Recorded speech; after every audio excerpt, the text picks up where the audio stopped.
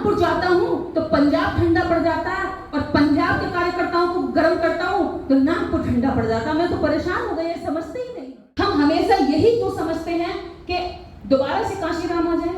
मैं आपको एक बात बहुत अच्छे से समझा दूं कि एक व्यक्ति दोबारा से कभी आ ही नहीं सकता। दोबारा बुद्ध नहीं, कबीर नहीं आए, रैदास नहीं आए, पेरियार नहीं आए, ज्योतिबा फूले नहीं आए, बाबा साहेब नहीं आए और काशीराम भी नहीं आए। लेकिन हाँ, उनके रास्ते पर चल करके हम जरूर उनके कारवां को आगे बढ़ा। हम किसी व्यक्ति में उसी चीज को देखें कि हमें वैसा ही आदमी चाहिए, परफेक्ट। समय के हिसाब से ये सारे लोग दोबारा नहीं आए, लेकिन इनके समय पर, इनकी परिस्थितियों के हिसाब से इनकी वैल्यू कम तो नहीं हो जाती। न बुद्ध की वैल्यू को बाबा साहब के सामने आप कम कर सकते हैं, और न बाबा साहब के सामने ज्योतिबा फूले की कम हो सकती है, न ज्योतिबा फूले के सामने काशीराम साहब की कम हो सकती है। किसी की वैल्यू को कम तो नहीं कर सकते, नहीं कर सकते ना। सब अपने अपने समय, अपने अपनी परिस्थितियों के हिसाब से सबने महान काम किए, और सब हमारे लिए माननीय है और अनुकरणीय। उनके विचारों का हमें पालन करना चाहिए, यही हमारी प्रतिज्ञा हो। मैं ये नहीं कहती कि मैं किसी की दुश्मन हूं या कोई मेरा दुश्मन है।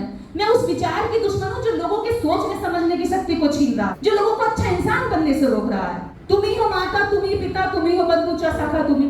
एक पत्थर को हम ये कह रहे हैं, लेकिन हमारा भाई पीछे पड़ा हुआ रो रहा है, उसको हम दवाई नहीं दे रहे। एक पत्थर को हमने माता पिता, भाई, बंधु, बहन, सखा सब कुछ बना के जब उनके सामने रख दिया, और बचपन से प्रेयर कराई जाएगी, तो बच्चा उसमें बंधु और सखा देखेगा जो पत्थर की मूर्ति है, लेकिन अपने सगे भाई में कभी भी सखा और भाई नहीं देख पाएगा, अपने माता पिता की सेवा नहीं कर पाएगा। और एक बात, मान्यवर काशीराम साहब अपने कैडर में ये बात कहते थे कि जितने बाबा हैं, जितने भी ये जगह जगह पर के संतों के, बाबाओं के डेरे हैं, इन डेरों में जो हमारे समाज की जाने वाली संख्या है, अगर ये संख्या अपने अधिकारों के लिए दिल्ली की ओर कूच कर दे या राज्य सरकारों की ओर कूच कर दे, तो इनके अधिकारों को इन्हें पाने से कोई नहीं रोक सकता।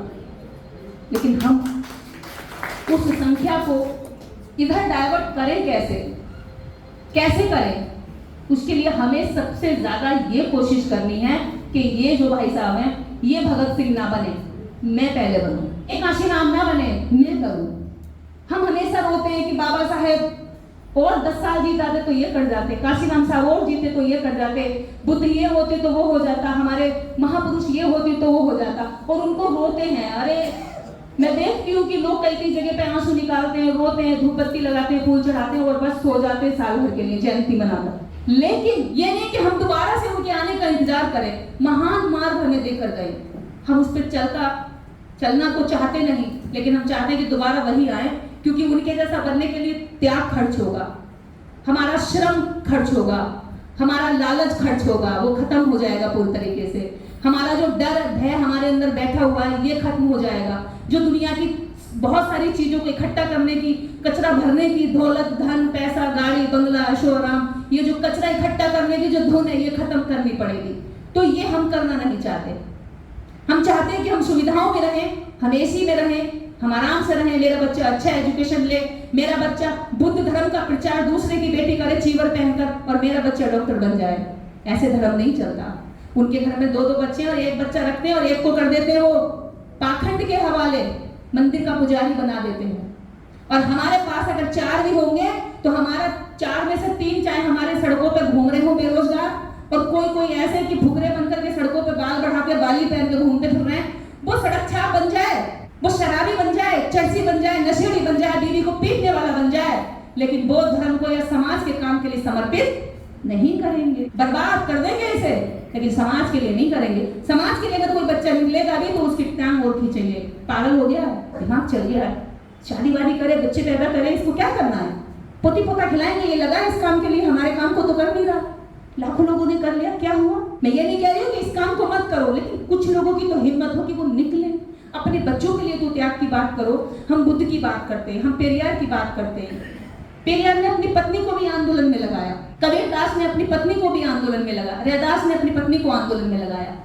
कबीरदास की तो पत्नी का नहीं कोई सबूत मिलता, लेकिन रैदास जी ने अपनी पत्नी बेला को आंदोलन में लगाया, महिलाओं की सेवाओं के लिए आंदोलन में लगाया। और सबसे बड़ी बात, ज्योतिबा फूले ने तो अपनी पत्नी को पूरे जीवन भर साथ देकर तो उस काम में ही लगाया। बुद्ध जिसका सबसे बड़ा ब्रांड है, जो भारत की सबसे बड़ी ब्रांड है, जो दुनिया उनको मानती है, विश्व गुरु के नाम से भारत की पहचान होती है, हम बुद्ध की बात करते हैं।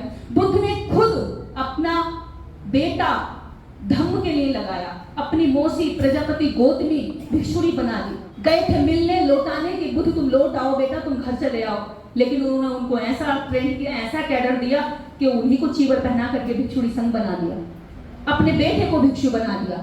चाहते तो राजपाट संभाल सकते कि मैं ये धर्म का काम देख रहा हूं, तुम राजमहल संभालो, लेकिन नहीं।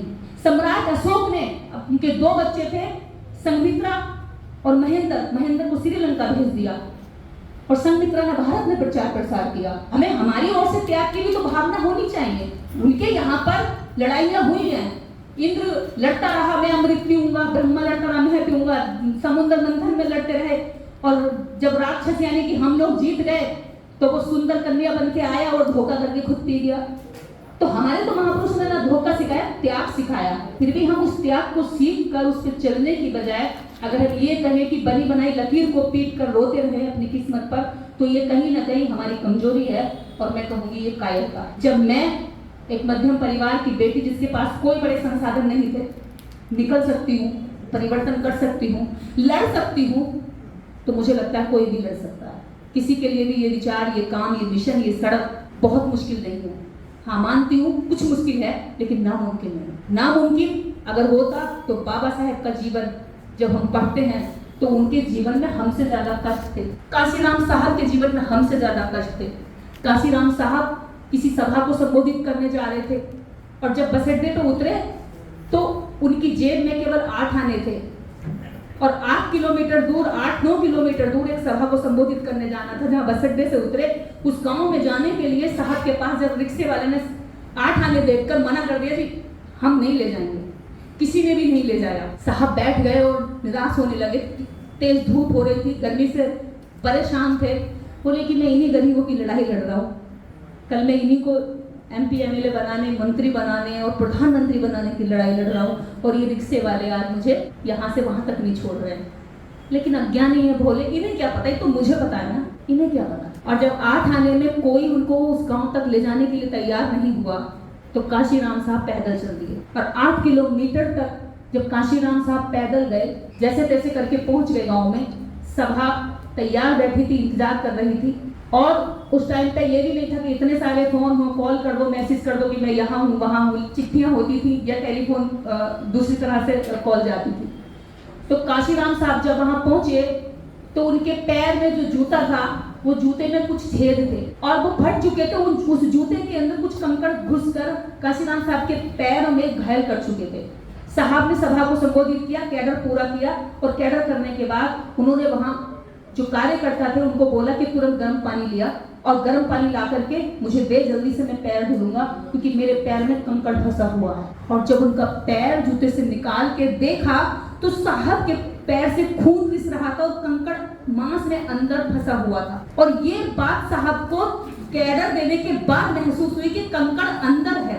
उन्हें नहीं पता था कि ये कंकड़ अंदर ही है, उन्हें लगा कि कुछ चुभ के हट गया है। और जब उस कार्यकर्ता ने वो कंकड़ निकाला तो उसके आंसू निकल पड़े और साहब से कहा, साहब आपको इतना भी होश नहीं रहा कि आपके पैर में कंकड़ है, पहले बताते तो मैं निकाल देता।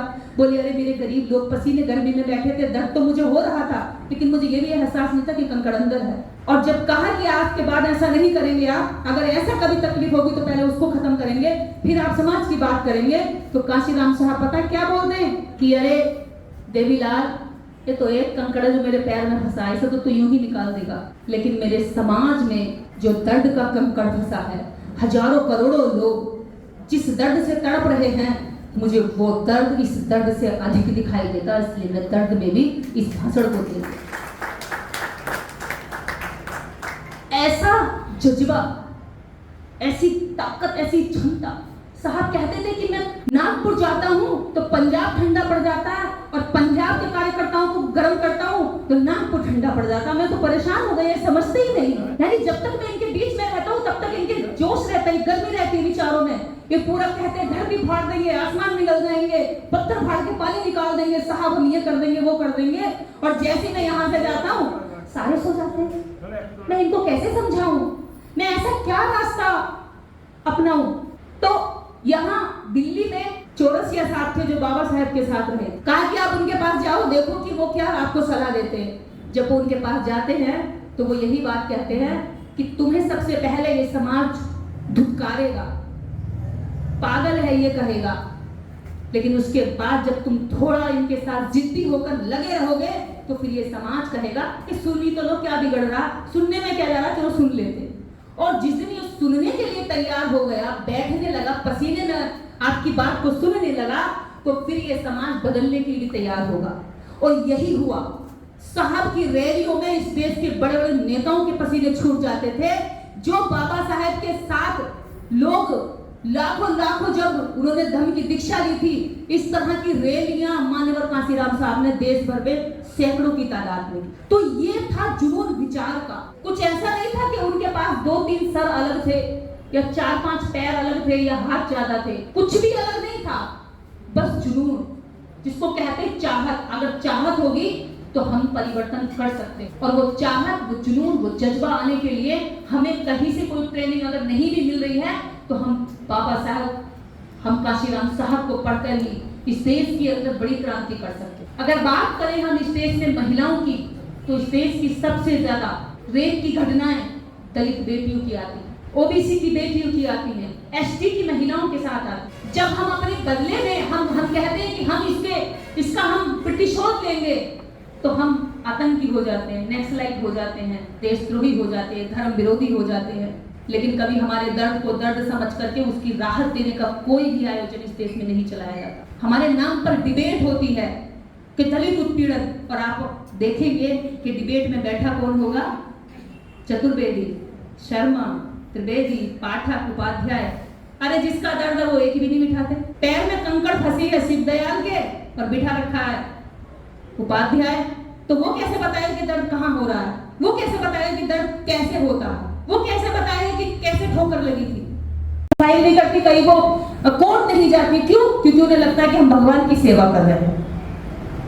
भगवान के नाम पर मिस कैथरीन मियो मदर इंडिया अपनी बुक में लिखती हैं, 1927 में भारत के अंदर बैन कर दी गई थी वो किताब। उसमें लिखती है कि भारत के अंदर 8 वर्ष की बच्ची के साथ देवदासी के नाम पर मंदिर में दे दिया जाता है, और 80 वर्ष का बस जो बुजुर्ग पुजारी है 8 साल 6 साल की बच्ची के साथ जब सहवास करता है, जबरन करता है, तो बच्ची की जो जांघों की हड्डियां हैं वो टूट जाती है, वो फैल जाती है। और जब डॉक्टर के पास वो जाती है तो डॉक्टर ने ये रिपोर्ट्स ब्रिटिश गवर्नमेंट को दी कि इस बीमारी की जो महिलाएं हैं, लड़कियां हैं, इस भारत में बहुत अधिक संख्या में पाई जा रही है, जिसको देखकर हमारा मतलब कि हम ये इलाज भी नहीं कर पाते और हम पर इसका कोई इलाज भी नहीं है, इस कदर बीमारियां हैं।